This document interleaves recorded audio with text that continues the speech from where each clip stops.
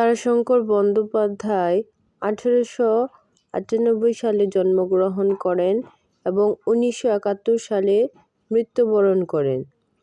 তাকে রাঢ় বঙ্গের চিত্রকর বলা হয়।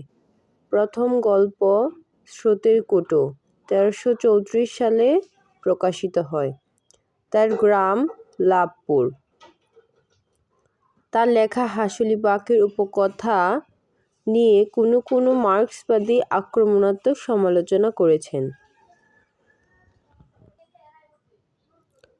রসকলি গল্পটি বাংলা 1334 বঙ্গাব্দে প্রকাশিত হয় এবং ইংরেজি 1928 সালে কল্লোল পত্রিকায় প্রকাশিত হয়। রসকলি গল্পের নায়ক পুলিন, নায়িকা গোপিনী।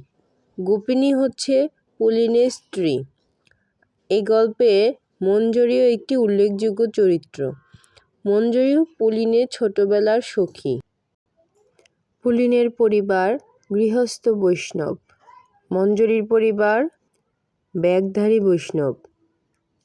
রামদাস মহান্ত পুলিনের কাকা অথবা পিতৃব্য। তিনি একজন গৃহী বৈরাগী। শ্যামদাস পুলিনের পিতা। শ্রীমতী রামদাসের স্ত্রী। নিরুদ্দিষ্ট। সৌরভী হচ্ছে মঞ্জরীর মা, একজন ধোপার মেয়ে। রামদাস হোলির সময় শ্রীধাম বৃন্দাবনে গিয়ে হারানো স্ত্রী শ্রীমতীর মৃত্যু পথযাত্রীর সাক্ষাৎ পান। শ্রীমতী ও বাউল প্রেমদাসীর কন্যা হচ্ছে গোপিনী। বলাই দাস পুলিনের মিতে।